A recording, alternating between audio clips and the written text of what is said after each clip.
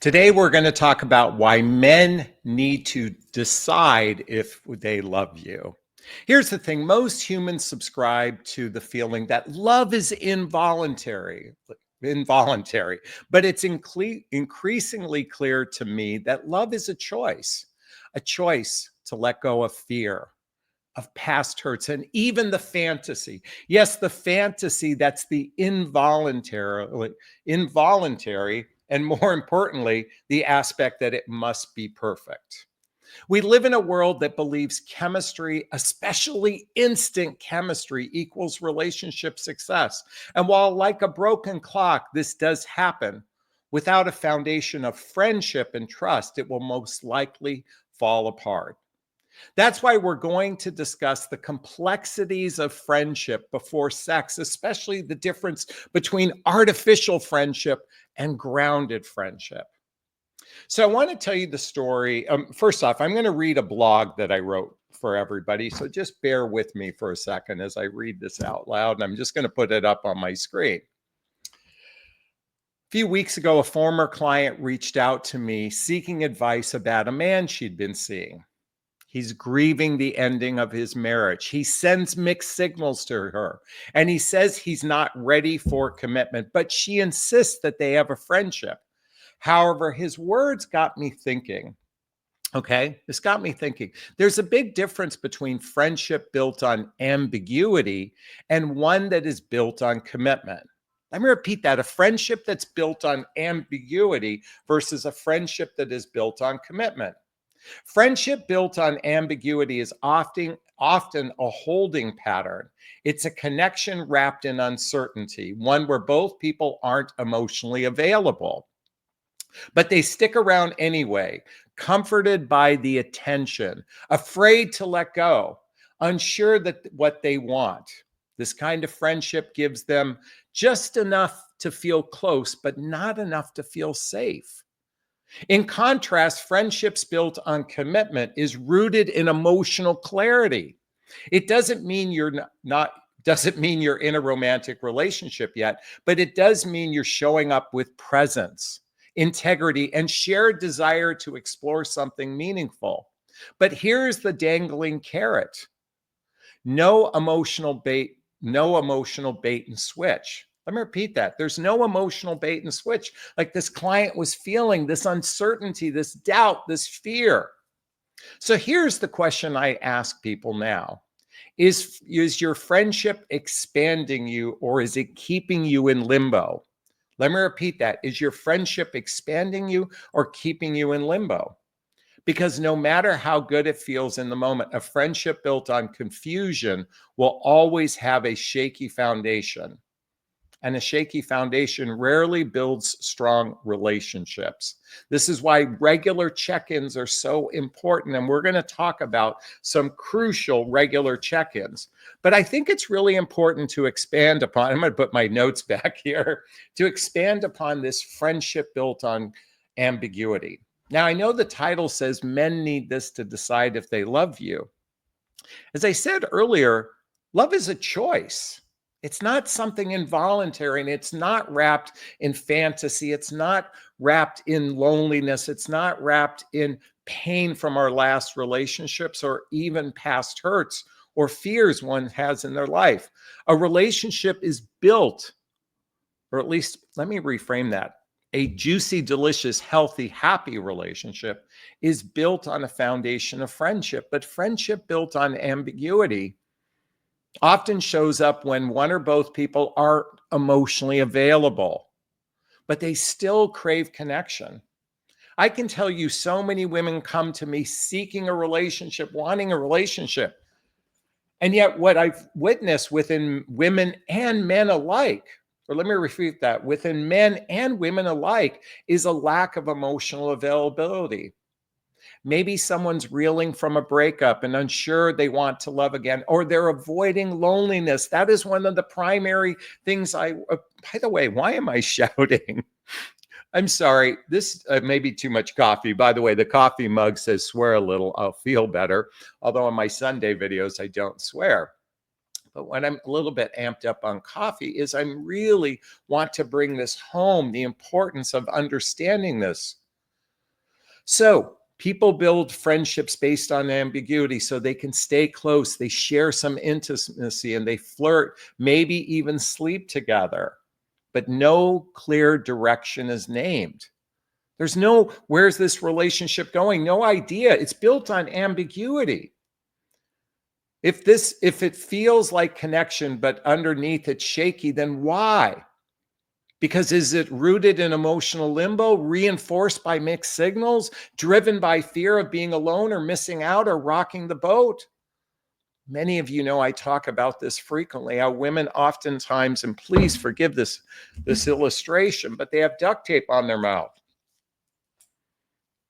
As I rip it off because they're afraid of rocking the boat. Ladies and men who are watching this, I encourage you, I really implore you to speak from your heart, not to close up based on fear. A friendship, it's a friendship that feeds hope, but often starves on clarity. Those are the friendships built on ambiguity. But what about friendships built on commitment? I think this is radically important. And men need this just like you need this, a friendship built on a commitment. This is different. Even if you're not in a romantic relationship yet, this kind of friendship holds clear emotional integrity. It says, I care about you deeply. I'm emotionally available. Let's explore where this can go from a place of honesty and intention. I want to repeat that to you. I care about you deeply. I'm emotionally available. Let's explore where this can go from honesty and intention. I've often shared with you how the importance for both people to be committed to commitment. I want you to think about that. Committed to commitment. What that says is, I have to turn on my fan here. It says, I know I want commitment. I'm not ambiguous. I'm not, well, if I meet the right person, I'll be in a relationship. It's rather, I know I want a relationship and I'm going to decide to choose the right person. I'm going to decide to let go of fear, of past hurts, and even the fantasy because I'm committed to commitment. There's presence, respect, and even if the outcome is unknown, the energy is forward facing. It's not stuck in the past. And sadly, I witnessed so many women stuck in the past in their relationships, and it's no wonder it's frustrating. But here's the kicker about ambiguous friendships, often masquerade in slow and safe. It seems like it's slow and safe because it has such a slow pace, when in fact, uncertainty and unsteady is the feeling. Ladies, let me ask you, and this is the frequent question that comes to me. You meet men who are not intentional. They're not committed to commitment, but you're attracted to them. That chemistry draws you forward. You start building a little bit of friendship. You share a little bit of your inner world. He's sharing a little bit of his inner world too. But he's coming from a broken, fearful place, and he's even stuck on the fantasy. So you think you're building friendship because you have a little bit of closeness and now you're physically intimate with one another. And in a moment, I'm going to share something that I think is critically important.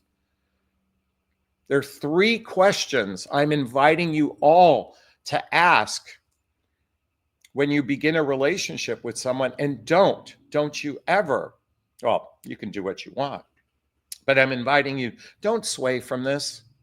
Don't be fearful of it, but I'll share it in a moment.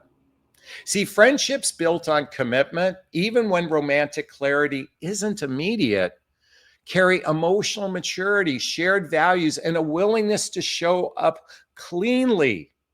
Let me repeat that, a willingness to show up cleanly. So the question becomes, is this friendship expanding us or just helping one or both of us avoid something? Bump, bump, bump, bump, bump. Is this friendship expanding us or is it helping one or both of us avoid something? This is why regular check-ins are needed once 2 people have sex. And I'm going to share something with you that I'm encouraging you all to do going forward in the dating marketplace. The minute you feel an affinity to another person, the minute you start liking someone, the minute you start feeling like this has potential. Now, many of you know I talk about something called my dating vows. Now, if you're not familiar with it, this is an agreement to make people make before they're physically intimate with one another. And I know this might scare a lot of people away, but it's simply a conversation to have someone. You don't have to follow it exactly. And by the way, the dating vows I'm about to share is listed below. Okay. It's listed. I mean, you get a copy of my dating vows in the comments section. Okay. In the notes section, it's called dating vows. Also, you can connect with me directly and schedule a discovery call with me to see if working with a coach is right for you. So, what's the point of the dating vows? It's about being intentional. It's about having conversations before you're physically intimate with someone. And I think all too often we jump into bed, we jump into instant chemistry, we fall in love with the fantasy or the idea of a relationship instead of really having heart-centered conversations with someone. By the way, it says 11:11 right now on the video. So let me read to you these dating vows. And it's simply, this is a guideline, it's not a rule. And I know many men will be scared off by this. Probably 80% of men will be scared off by this because, quite frankly, today, regular, easy sex, it's easy for men to get sex. Women are not standing in their, well, first off, women can do whatever they want. So let me just say this. And you are absolutely empowered to choose sex whenever you want. But if you genuinely want commitment, if you genuinely want friendship, if you genuinely want a juicy, delicious relationship, if you're speaking sincere and from the heart, what I'm about to share you isn't going to scare away the right man. And the dating vows simply go like this. I agree to explore the process of getting to know you from a truthful place with the intent to declare something serious within the next 3 to 6 months. It takes about 90, 120, 180 days to build the deep roots of trust. So you're simply agreeing that, hey, we're going to show up truthful with one another. We're going to show up being authentic to one another. And we're even going to show up being vulnerable with one another because that is how that deep friendship is built. And again, just remember, I'm going to give you three questions to amplify your relationship as you build it with another person. Number 2, again, this is before sex. I agree to be monogamous sexually while we have regular sex together. Monogamy. Look, if you're going to have regular sex with someone, I believe in having regular sex with someone who isn't going to have sex with someone else. Of course, there's no guarantee that someone reading this out loud to you will adhere to it. But I got to tell you, probably 7 out of 10 men, they'll just ghost you after reading this because they know they're not capable of living up to the commitment they made with you. And by the way, there's a difference between monogamy and exclusivity. So the third question is, I agree not to actively seek to meet and date others while we're in the dating process, including taking down my dating profile. Folks, if you're having regular sex with someone, I think it should be you're not actively seeking to meet someone else out in the dating marketplace. I think it's only fair, and taking down dating profiles. Now, the fourth agreement is I agree to speak up if this isn't working for me versus pulling back, ghosting, or disappearing. All too often, people ghost, they disappear, they do the dysfunctional moonwalk like I used to do in the early stages after my divorce. I was so dysfunctional, I just did this moonwalk, which was pulling away. And nowadays, I believe that this is why we're so fearful of entering a relationship if we've been hurt by someone in the past because they ghosted, disappear, or pulled away. And it's simply an agreement. Again, they may not adhere to it, but I think when someone states this out loud, their subconscious might say, hey, I'm going to have an honest conversation with you before we exit. And the fifth one is the agreement to invest regular time in the process to getting to know you, which looks like social activities, hobbies, mutual interests, spending time with family and friends, traveling together, teamwork, building skills, both in your personal and your professional life, intimacy, both physical and emotional intimacy. That leads to something like getting married or even living together. For those of us in midlife, I know many of us don't want to get remarried, but certainly living together. You don't want to be 80 years old driving back and forth to your home an hour and a half apart, if that's how far you live. So what are the three questions that really help a man and a woman decide if this is the relationship they want, to decide if this is the relationship they want? I think the first thing, this is early in the dating process, the first 3 months, is to explore, how did we get here? How did we get here is question one. In other words, it's a reflection of our past relationships. It's a reflection of maybe the work we've done to grow and heal from those past relationships, and to really revisit the first date, the second date, the third date, how the relationship was built, to say, how did we get here? To look at it from a nostalgic point of view. And to do it with a bit of reverence, a bit of joy, a bit of happiness that we're in this space of love for one another. But Jonathan, I'm in a relationship with a guy for 6 months and we don't say I love you to each other. Folks, if two people are having regular physical intimacy with one another and you haven't reached the point of I love you by the third month, I think there's a big problem there. There's a lot probably going on that is blocking someone from reaching that place of love. And it will never shift until they heal their past, let go of their fears, and more importantly, they let go of the fantasy of that involuntary feeling. Because like I said earlier, love is a choice. The second question is to do a check-in. Where are we in this relationship? Are we committed to this? Is this something that we see long-term? Is this something like to look at the mechanics and the health of the relationship in the present tense? And then the third question is, where are we going? I think by the time you reach the third, fourth month, you can have these regular conversations of how did we get here? Where are we? And where are we going? I think you have every right to ask that if you're physically intimate with someone, because it builds a foundation of trust. It builds the foundation of friendship. It builds the foundation of real connection when you're checking in on the regular basis for the relationship. I think that's the problem. People aren't talking about the health of a relationship on a regular basis. Now, in a recent video, I said constantly checking in. I don't mean constantly, but regularly. What is regularly? I would say every 3 or 4, fifth time you're together, check in with one another. You don't have to do it on every single time, but every few days, check in with each other. In the early stages, really check in and say, is this what you really want? Do you want a fully committed relationship? Or are all you seeking is companionship, connection, and sex at your beck and call? Because those relationships rarely ever work out. So again, love is a choice, okay? Built on friendship. I believe friendship based on commitment, not ambiguity. And more importantly, being sincere with one another before you're physically intimate. And then lastly, regular check-ins